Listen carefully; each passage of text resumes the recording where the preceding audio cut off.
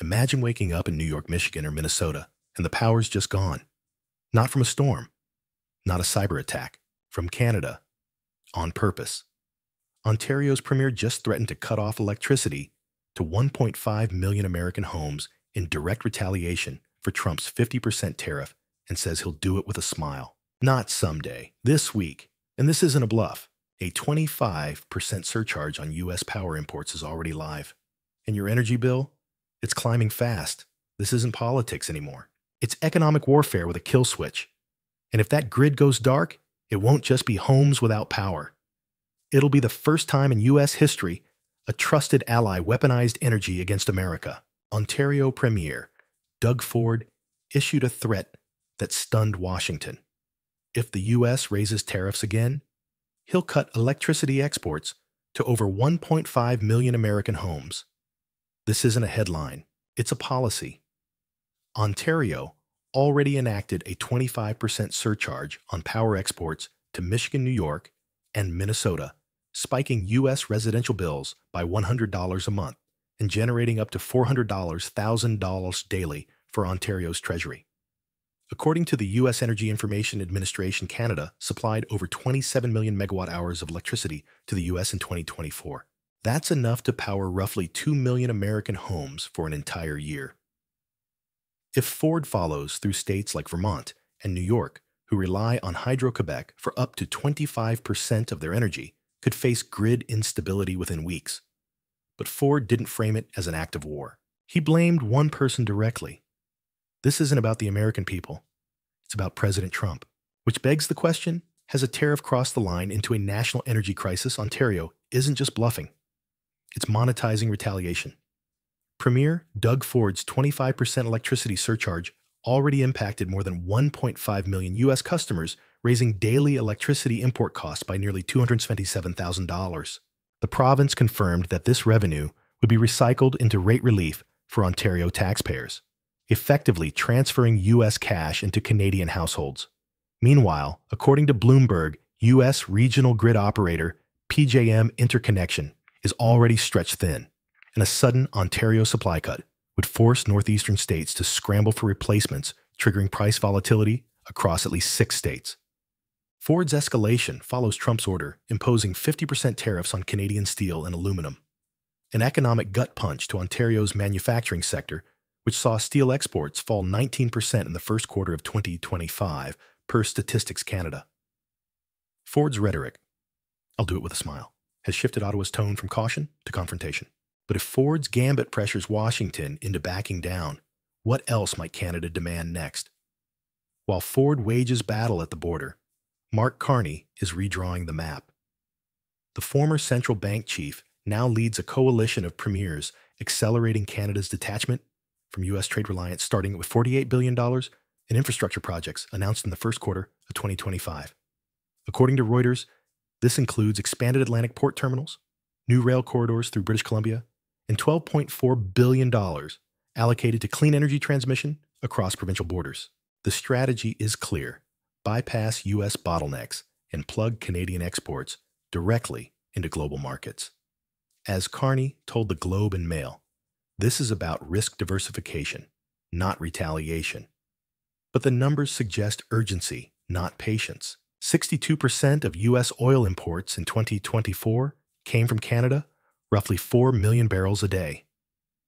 If Ottawa reorients even 20% of that volume, analysts at Oxford Economics estimate a $1.3 billion quarterly impact on U.S. refinery margins.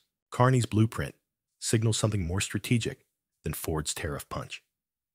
It's Canada hedging against the volatility of American politics. But will the U.S. see it as self-defense or abandonment? The U.S.-Canada relationship once symbolized cross-border trust, but today is really just a transmission line away from collapse.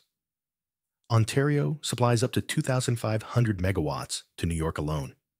That's about 15% of the state's imported electricity, while Quebec adds another 2,100 megawatts. If that flow is severed, northeastern grids will be forced to tap costlier and less stable alternatives. According to the North American Electric Reliability Corporation, even partial disruptions could trigger rolling outages during those summer peaks. Vermont's deal with Hydro-Quebec, which covers 25% of its power needs through 2038, is now flagged for renegotiation. This is more than a diplomatic spat. It's a structural threat. Canada's electricity isn't just clean, it's predictable, renewable, and integrated. If it disappears overnight, PJM Interconnection warns that reserve margins in the Mid-Atlantic region could fall below safe thresholds.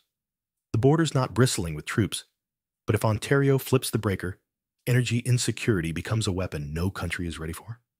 And honestly, the damage wouldn't stop at the grid. It started with steel, but now it's gasoline, groceries, and grid capacity. Trump escalated trade tensions by doubling tariffs on Canadian steel and aluminum to 50%.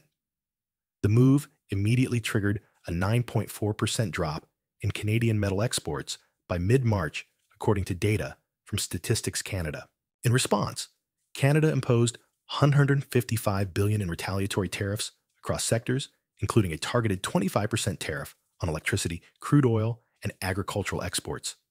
As of April, Bloomberg reports gasoline prices in affected U.S. states rose by $0.31 per gallon, with analysts at GasBuddy projecting a high-end estimate of a $0.70 increase if Canadian energy imports are cut entirely. Meanwhile, the aluminum-dependent U.S. auto sector is already feeling the crunch. Michigan-based suppliers have reported a 14% spike in input costs since the tariffs went into effect. And yet Trump doubled down, threatening additional tariffs on Canadian dairy and lumber unless Ottawa enforces U.S. fentanyl policies. That kind of conditional diplomacy is raising alarms not just in Canada, but within U.S. chambers of commerce.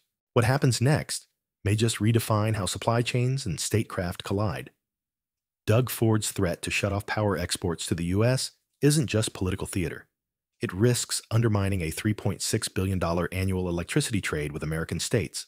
According to Natural Resources, Canada, Ontario, and Quebec together exported over 46 terawatt-hours of electricity to the U.S. in 2024, generating more revenue than all of Canada's auto parts exported to Michigan.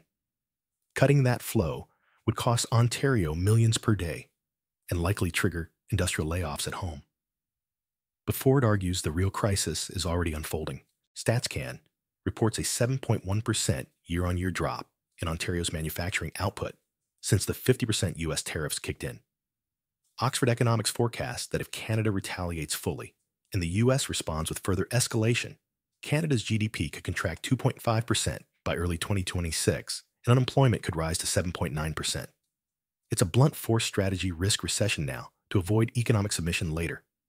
But if Ontario's grid goes dark for U.S. customers, it won't be Ford who loses power.